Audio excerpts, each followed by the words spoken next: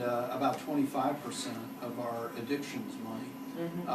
But again, through a lot of voices from our community and great advocacy by our legislative delegation and by some members of the leadership here in Florida, particularly in the House of Representatives, Speaker Cannon from the Orlando area, and Appropriations Chairman Denise Grimsley, who's from over in the Sebring area, both of whom kind of marshaled all of the advocates for behavioral health.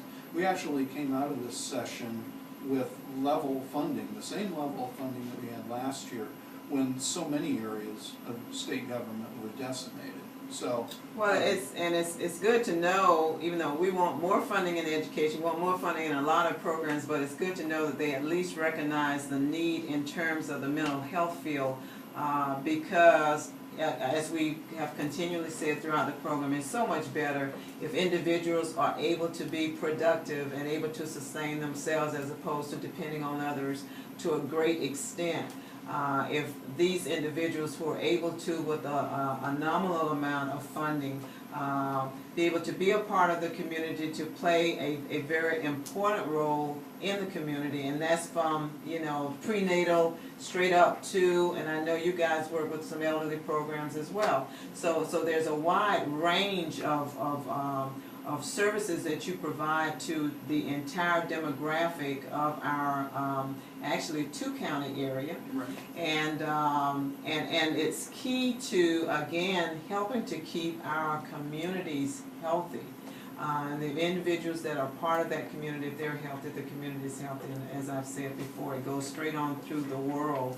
I remember reading, I don't know if you remember a book called Megatrends. Yes, That was a great predictor of everything in truth that we're going through now. You know, people question, why such and such and such? You should have read the book. You know, I think some old versions of it are there. I still have my copy of it.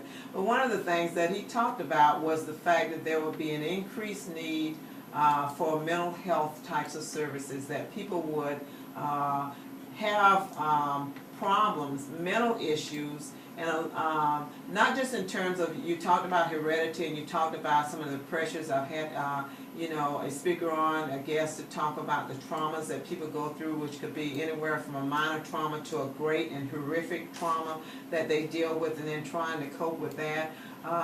But even in terms of the way our society is, where there's less and less personal contact, you know, and human beings really need personal contact. That's why they bring human beings into the hospital when there's a baby born, to kind of hold it, you know, to give it kind of that touch.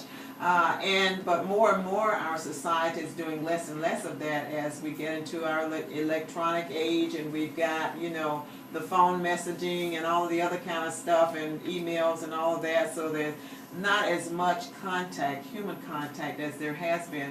And that was kind of part of the basis of what he was talking about in terms of the need then for and the development of much more in terms of psychosis in society, because of that that reduced level of personal contact that goes on in society.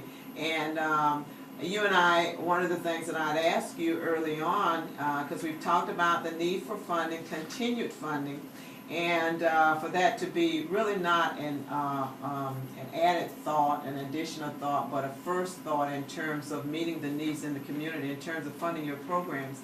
But you guys have waiting lists. For all of the hundreds of thousands of people that you have worked with, you do have waiting lists. Absolutely.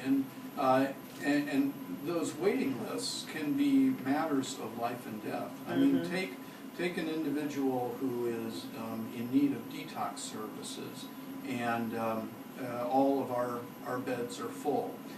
In order to attempt to address that, we have been doing additional work in outpatient detox, so that while we retain inpatient beds for those people that are truly in medical crisis, we're also doing some outpatient work as a way of making sure that we can get people into services quicker. And it's where the waiting lists are. Waiting lists are for residential programs, and the reasons for that are they're a relatively scarce resource, and they're expensive to operate. Take the FACT program that I was talking with you about earlier. It has 100 slots associated with it, and right now it has a waiting list of more than 70. And the reality of it is that a person who becomes a member of the FACT team, they can remain a member of the FACT team indefinitely.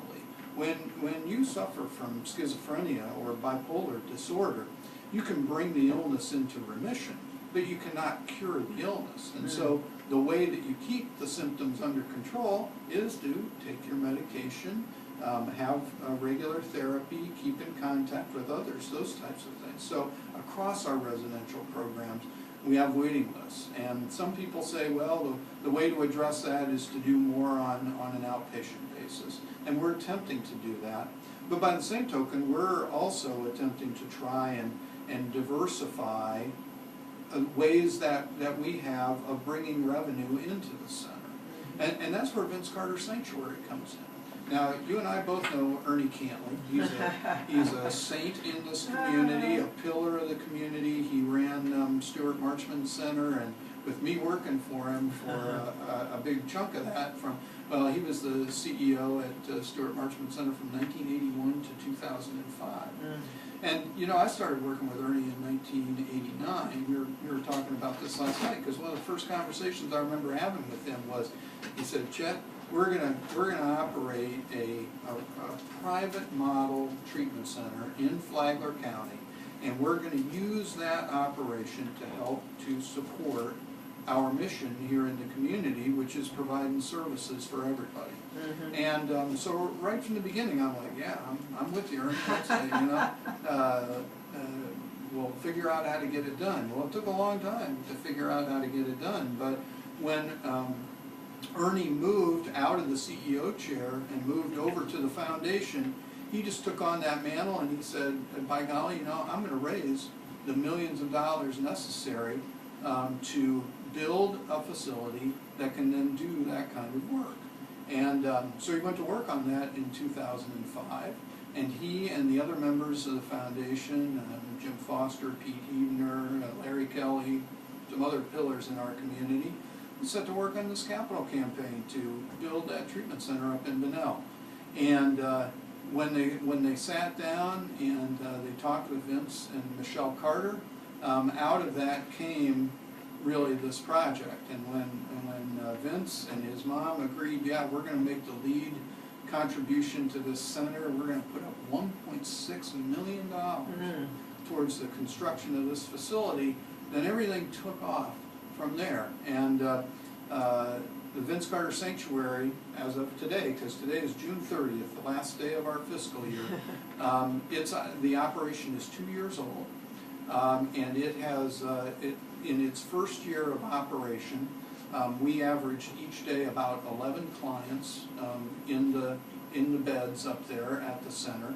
We finish our second year having averaged about 21 people in treatment every day. And I can tell you that tonight in Vince Carter, in the program, there are more than 30 people residing in the program tonight. And it's reaching the point, because it's different from all of our other services. It has no state support, and the individuals that go to treatment there, they pay either first party for it or their insurance coverage pays for it.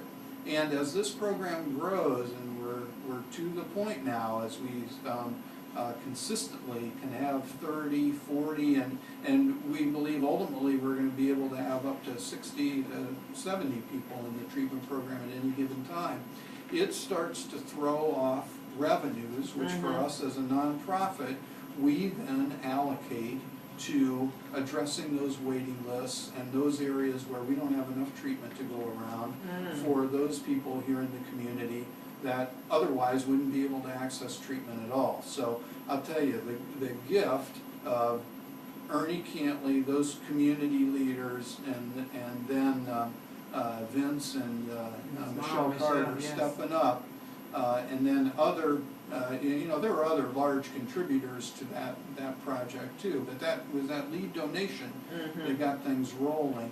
That helps our organization as we move into the future to not be solely dependent just on governmental